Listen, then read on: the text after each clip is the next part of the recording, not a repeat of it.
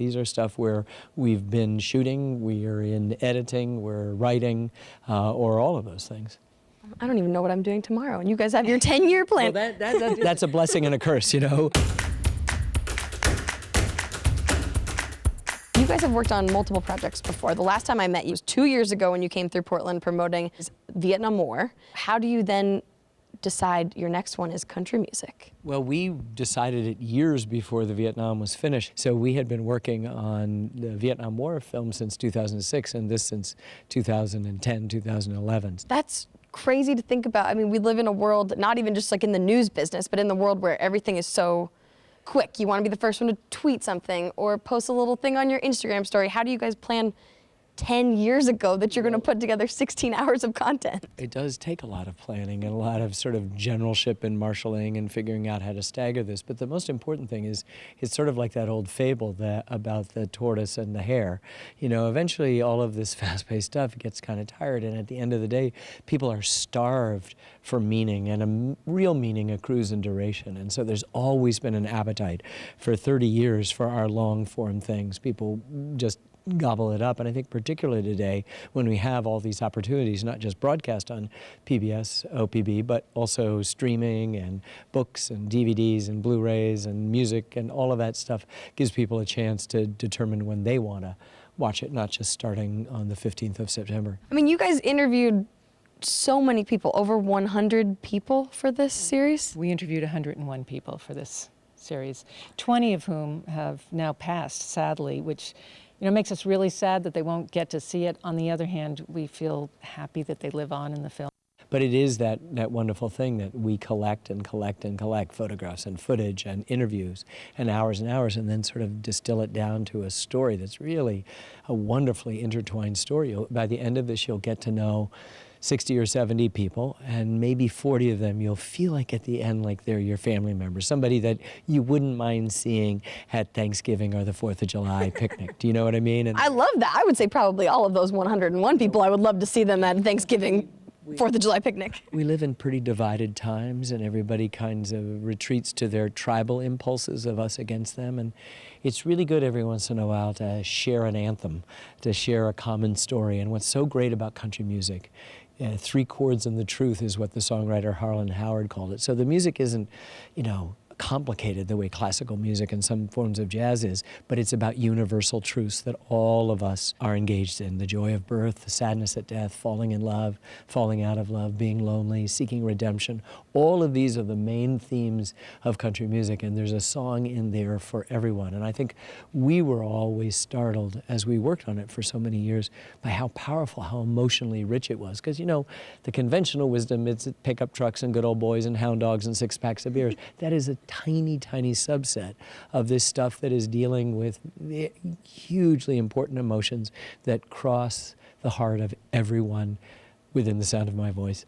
Everyone in the United States, everyone in the world, everyone has felt something for which there is an extraordinary country song that can help you get through that struggle or essentially characterize the joy and the love that you feel. So country music has changed many times over the years. So has filmmaking, right. Obviously. Where do you guys see, maybe there's people sitting at home thinking, I want to get into making movies. Do I do something on YouTube? Do I make a 16-hour documentary series? Where does it go? Well, we're old fogies, I am, Julie's not. But we've been doing it this sort of, a traditional way with public broadcasting, and we still are reaching tens of millions of people, more than the YouTube would, all of that. And that's very happy. Bits and pieces of it get on YouTube. They get on streaming services. So we're happy that things are multiplied, but we love the idea, the way a good book, you sit down and when you open up a good book, it's going to take you several hours, maybe a few days, maybe a few weeks.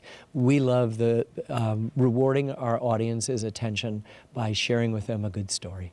And that's the business we're in, just try to figure out how to tell a good story. And we happen to be in American history, and the word history is mostly made up of the word story plus hi, which is a good way to do it. I've never thought about that in my life. It's like, hi, story? That's so, just put a comma in the middle of there. Story, hi story. I mean, people get all hung up. Is it his story or her story? We go, no, it's story plus hi. It took me 20 or 30 years to go, oh yeah, that's what it is. It's a welcome. It's a welcome. And what's great about country music is that country music is this totally welcoming art form. You know, it just says, please come here, listen to this story I have to tell you. And it's the way you carry the news to other people. And you look them in the eye as equals. And that's not true of all the other musical forms. You know, you got the big superstars, you know, in opera or classical or rock or jazz or whatever, and they don't deign to mingle with the ordinary folks. But most of the country singers were ordinary folks, still feel they are, and look so-called ordinary folks, and of course there is no such thing as ordinary folks, in the eye and relate to them all of their career, no matter how big they are, no matter how small, how fast they're rising or how fast they're falling. And that's a really great tribute to the music and the people who are part of it. And we were happy to just join that family for a while. Now, do you guys, you said you just tell good stories, obviously. I mean, you win awards for them all the time. People love watching them, millions of people. Do you know the next good story that you're going to be telling? We've had it going for a while. Julie can tell you all the stuff we have going. Are they secrets? We have a 10-year plan. Right now, Hemingway is being edited in our editing studio back in New Hampshire. That's well underway. After that will come Ken's daughter and son-in-law are making a film on Muhammad Ali. We've got in the works a film about the buffalo, this magnificent species on our continent that we brought to the edge of extinction and then brought back. The American Revolution, time to 2026 and that anniversary. So there's a lot cooking. Yeah. Wow. Yeah. Biographies of Benjamin Franklin and LBJ. We're doing a history of the United States and the Holocaust. So we've got about 7 or 8 projects that are underway. I mean, these are not just ideas, hopeful things in development. These are stuff where we've been shooting, we are in editing, we're writing, or all of those things.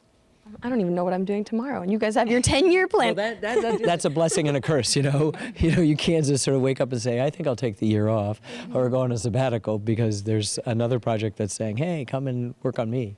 Has there ever been a story that you wanted to tell but just couldn't make it work, or just wasn't the right fit?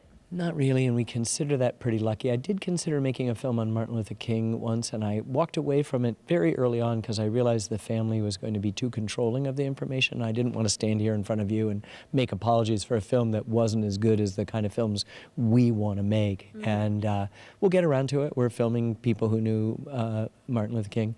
So at some point, we'll share that with you. But sometimes, I mean, I've been very lucky. We've never actually started a film. That is to say, exposed film for it and then didn't finish it. Knock on wood. I feel so fortunate that I work on things that I feel passionately about, and that I work with people who I respect and admire, and you know, those are my colleagues. It's a pretty nice combination. What is the feeling after people watch 16 hours of country music? What kind of feeling are you hoping that they're left with? Well, we know a little bit about how episode works on us, and we've watched it work on a lot of people, and we had to start distributing hankies in our own editing room when we were working on it, and the waterworks really start when we invite visitors in. So I think it'll be emotionally cathartic in a good way. You know, as Charlie Pride says in our film, there's songs that'll make you cry, but make you feel better because of it. And I think, you know, all of us have these hidden places where these emotions may not seem to us close to the surface, about loss or memory or missing someone. And this film really addresses that. You know, the arc of life, you know, none of us get out of here alive. And fortunately, there's a country music song for every moment of that complicated life. That's amazing. Oh my gosh. It's like you guys are writing country music songs or writing songs as we're just standing here. We listened to Dolly Parton's greatest song, which is I Will Always Love You, which chorus goes, I will always love you, I will always love you, I will always love you, which would give even the most idiotic songwriter a thought that he could write a good country song if that's all it takes. But of course, if anyone knows that song, you realize only Dolly Parton could have written it. Only Dolly could have done it and had the guts to just say the most direct thing that you could and get away with it, and get away with it with such a magnificently great song that when you learn the backstory of why she wrote it, it just enriches the song. Now, I know Whitney Houston took it to great heights, and I won't take anything away from her version of it, but when you know the backstory and then hear Dolly's version, it's equal to Whitney's. I'm ready to sit down and watch 16 minutes of country music now. Thank you, guys.